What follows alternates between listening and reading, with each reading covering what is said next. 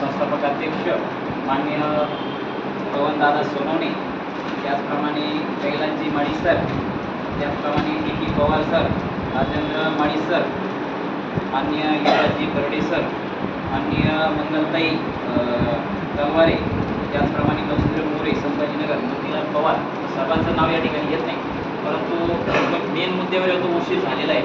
विषय असा आहे की भिल्ल विकास आराखडा 2006-07 मध्ये ज्याप्रमाणे पारधी विकास आराखडा तयार झालेला होता, त्याचप्रमाणे भिल्ल विकास आराखडा देखील तयार झालेला होता. परंतु त्यामध्ये ज्यावेळेस शासनाने निर्णय घेतला की भिल्ल विकास आराखडा न हे करता फक्त बरडा भिल्ल विकास आराखडा तयार करावा, त्यासाठी जवळपास 25 कोटी रुपये त्यावेळेस 2006-07ला ते मंजूर करत होते त्या लोकसंख्येच्या तरतुदीनुसार.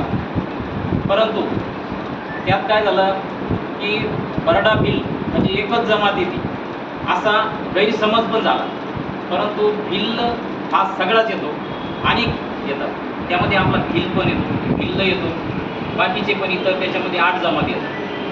तर हा भिल्ल विकास आराखडा त्यावेळेस तयार झाला, पण याची जी संकल्पना जी होती, शासनाची जी संकल्पना होती, ही पूर्ण जो काही समाज आहे, विस्थापित समाज आहे, जो ट्रायबल क्षेत्र आणि अदर ट्रायबल क्षेत्र, तर विस्थापित झालेला जो समाज आहे यांच्यासाठीची जी संकल्पना होती.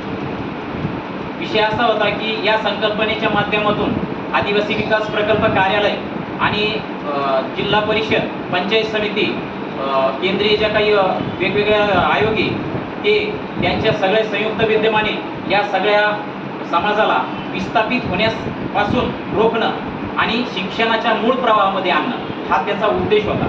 आणि व्यावसायिक क्षेत्रामध्ये प्रगतशील समाज म्हणून आपल्याला घडवण्याचा शासनाचं त्या अंतर्गतचं धोरण होतं. परंतु त्यावेळेस आपल्याच काही ज्यांना त्यातलं काही समजत नव्हतं त्यांनीच, म्हणजे जर बरडा भिल्लांना जर न्याय भेटत असेल तर पवारांना कधी न्याय भेटणार किंवा मोरेंना कधी न्याय भेटणार, अशी व्यवस्था त्यावेळेस म्हणजे दुतर्फी हे झालं.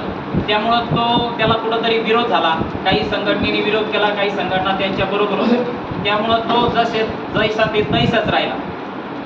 आणि त्याच जोडीला पारधी विकास आराखडा, भिल्लचे ते भाऊ होते पारधी समाजाचे, त्यांनी तो आराखडा सादर केला आणि माननीय सुप्रियाताई सुळे आणि त्यावेळेस त्यांचं सरकार होतं, त्यांनी त्याला मान्यता देऊन आणि मोठ्या प्रमाणावरच्या ज्या काही योजना असेल ग्राउंड लेवलपासूनच्या आणि थेट जे जिल्हास्तरीय असेल, राज्यस्तरीयच्या ज्या कला कौशल्याच्या असेल, सामाजिक असेल, शैक्षणिक असेल, सगळ्या योजना त्यांना बहाल केल्या.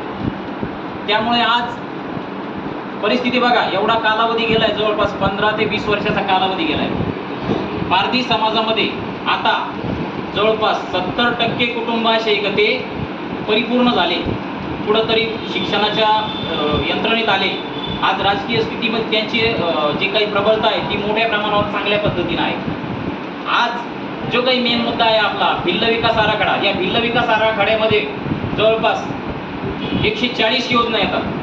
त्यामध्ये फिटर असेल, काही नवनवीन समजा आपले काही संकल्प असेल, समजा कला कौशल्य जे असेल, केंद्रीय जे प्रधानमंत्री कौशल्य विकास योजना असेल, राज्यस्तरीयची मुख्यमंत्री रोजगार हमी रोजगाराची योजना असेल, त्याच्यानंतर जिल्हा परिषदेची योजना असेल, पशुसंवर्धन योजना असेल, त्याच्यानंतर शेळीपालन योजना असेल, अशा विविध योजना, पायाभूत सुविधा, विविध योजना प्लस पायाभूत सुविधा देण्याचा प्रयत्न या माध्यमातून होणार आहे. परंतु आपल्याला वेगवेगळ्या संघटनेच्या माध्यमातून एकत्रित येऊन हा लढा आपल्याला उभारायचा आहे आणि 100% हा लढा आपण जिंकणार आहे. यामध्ये प्रथम जे काही विषय आहे आपण मांडलेला आहे, तर भिल्ल विकास आराखड्याच्या अंतर्गत ज्या ग्राउंड लेवलला मोठ्या प्रमाणावर आपल्याला अडीअडचण निर्माण झालेली ती कुठली आहे, जी काही निवासी प्रयोजनाची आज आपल्याला राहण्यासाठी जागा नाही आहे. हजारो शबरी घरकुल योजना मंजूर आहे, पण हजारो कुटुंब त्यापासून वंचित आहे. का बरं? कारण घरकुलासाठी आपल्याला जागा नाही आणि भूमीचा लढा आहे आपला. त्याचनंतर दुसरा जो त्याच्यात लगतचा जो मुद्दा आहे, शेती प्रयोजनाची जी अतिक्रमण आहे ती पण याच्या अंतर्गत येतात. आता विषय असा आहे का शेती प्रयोजनाची अतिक्रमण आणि याच्या घरकुलासाठीच्या जागेच्या तर 2022 मध्ये पंचायत राज विभाग आणि ग्रामविकास विभागाने एक GR देखील पारित केलेला होता की जमिनी म्हणजे जे काही निवासी प्रयोजनाची जी अतिक्रमण आहे ती नियमित करा म्हणून असा GR होता. पण त्यावर समजा संघटनेने किती काम केलं हे मला सांगता नाही येणार, परंतु सगळ्यांनी त्यामध्ये स्टडी करून जर काम केलं तर 100% आपल्याला न्याय मिळाला असता. विषय काय माहिती का बा, GR आहे निवासी प्रयोजनाची अतिक्रमणे नियमित करा, निवासी बरं का, शेतीचे नाही, निवासी. तर आपल्या समाजाला मोठा 2-3 वर्षात न्याय पण मिळाला असता. परंतु आपण कुठंतरी शासन व्यवस्थेला जबाबदार धरण्यापेक्षा आपण कुठंतरी कमी पडलो, म्हणजे मी कमी पडलो असं मी स्वतःला मानतो. विषय काय माहिती का, आपण ज्यावेळेस केंद्र सरकारच्या अंतर्गत जे काही फॉरेस्ट डिपार्टमेंट जे आहे ते केंद्र सरकारच्या अंतर्गत वन हक्क दावे ते मोठ्या प्रमाणावर वितरित झाले, परंतु राज्य सरकारने कुठल्याही प्रकारचा 14 एप्रिल 1990च्या नंतर कुठल्याही प्रकारचा राज्य शासनाने गायरान जमीन नावावर करा असा निर्णय घेतलेला नाही.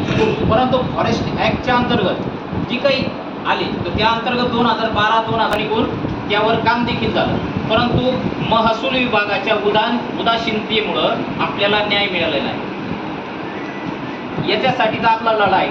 त्याच्यानंतर दुसरा जो काय आहे, आपल्याला प्रत्येक तालुक्यात ज्या ठिकाणची लोकसंख्या जी आहे 10,000पेक्षा जास्त आहे अशा ठिकाणी आपल्याला या भिल्ल विकास आराखड्याच्या माध्यमातून जी काही 10वी-12वी झालेली शिकलेली मुलं आहेत यांच्या डोक्यात जी कल्पना आहे ही कुठले कला कौशल्य यांच्याकडे उपलब्ध आहे याच्या माध्यमातून आपल्याला आदिवासी विकास वसाहत ही प्रत्येक जिल्ह्यामध्ये निर्माण करायची, ज्यामध्ये कमीत कमी आपण 200-300 मुलांना एकत्रित शासनाची जागा